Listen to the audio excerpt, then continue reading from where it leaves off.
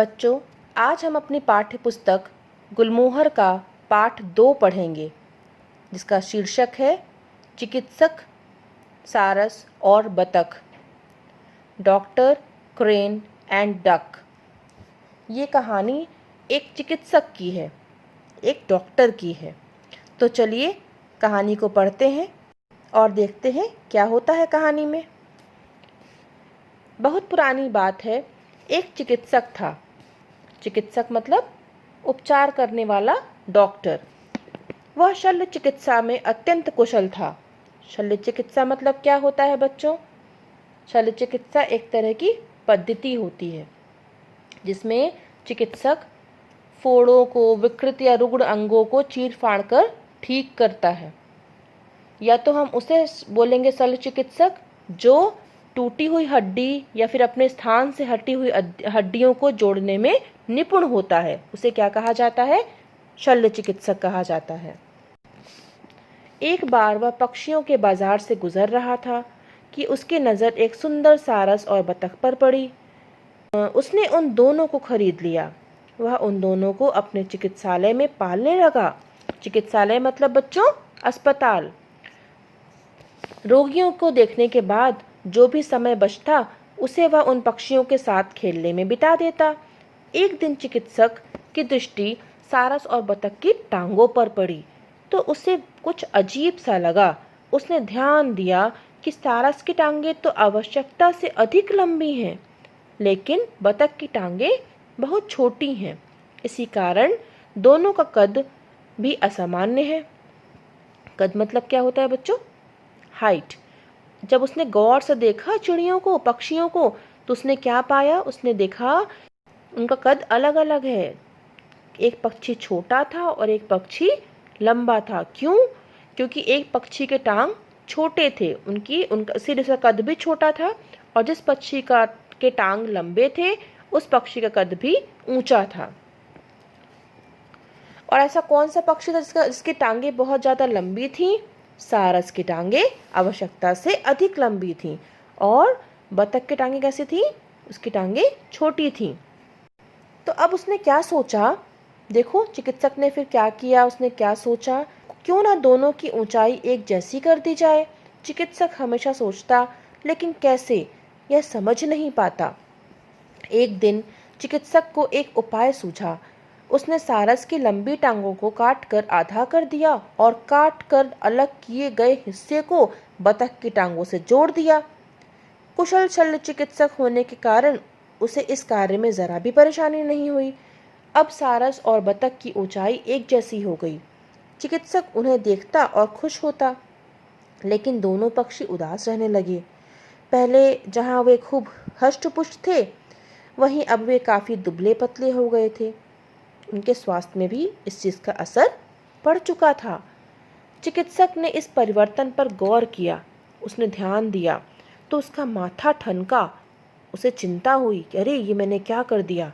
उसने दोनों पक्षी से पूछा, क्या तुम दोनों एक समान ऊंचाई पाकर खुश नहीं हो? सारस ने कहा, कैसे खुश रह सकते हैं? कहिए, आपने तो हमें घोर विपत्ति में डाल दिया। आपने तो हमें घोर विपत्ति मतलब परेशानी में डाल दिया। किसने कहा ये? सारस ने कहा। चिकित्सक ने अचरज से कहा।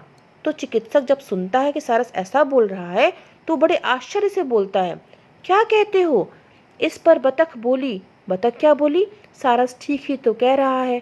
आपने हमारी ऊंचाई तो बराबर कर दी, लेकिन प्रकृति ने हम दोनों को जो गुण दिए हैं उन्हें आप एक समान कैसे करेंगे?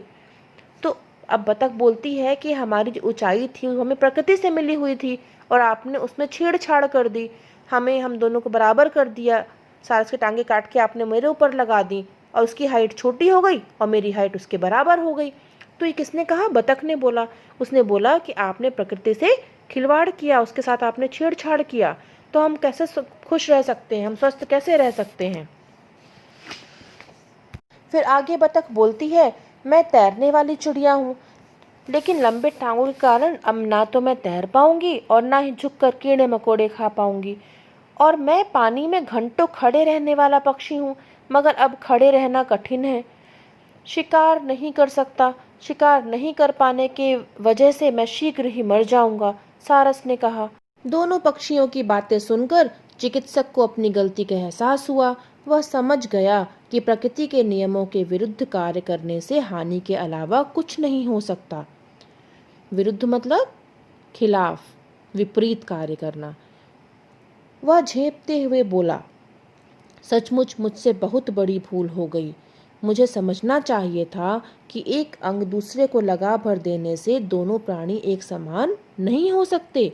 आखिर प्रकृति के अपने नियम भी तो हैं। शल्य चिकित्सा से दो असमान प्राणियों के आकार प्रकार भले ही एक जैसे कर दिए जाएं, लेकिन उनके स्वभाव, प्रवृत्ति आदि गुण कैसे बदले जा सकते हैं? यह तो प्रकृति के साथ खिलवाड़ हुआ ना। मैं वास्तव में लज्जित हूँ। किसने बोला? चिकित्सक ने बोला। चिकित्सक को पछताते देख सारस और बतख ने एक साथ कहा, ऐसा क्यों कहते हैं?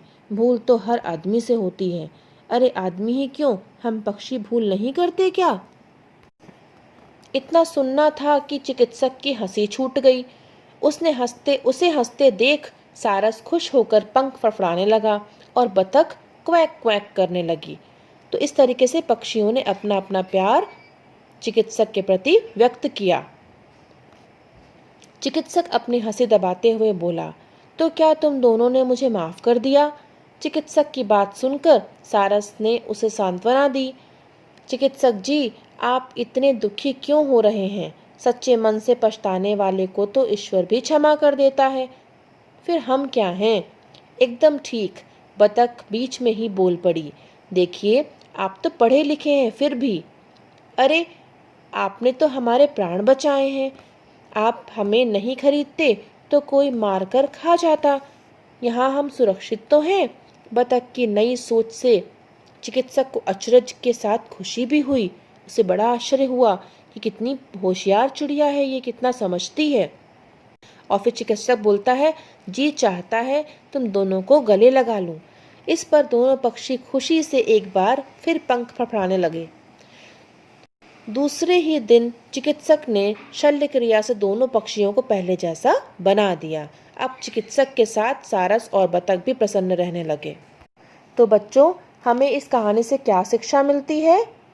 कि प्रकृति के नियमों से छेड़छाड़ करना या उनके विपरीत चलना बहुत हानिकारक होता है। इससे पूरी सृष्टि का विनाश हो सकता है। संपूर्ण संसार प्रकृति के ही वशीभूत है। ईश्वर अपनी महामाया प्रकृति के द्वारा संसार का संतुलन बनाए रखता है और हमें कभी भी उस संतुलन को बिगाड़ना नहीं चाहिए। प्रकृति के बनाए हर नियमों का पालन पूर्णतः करना चाहिए।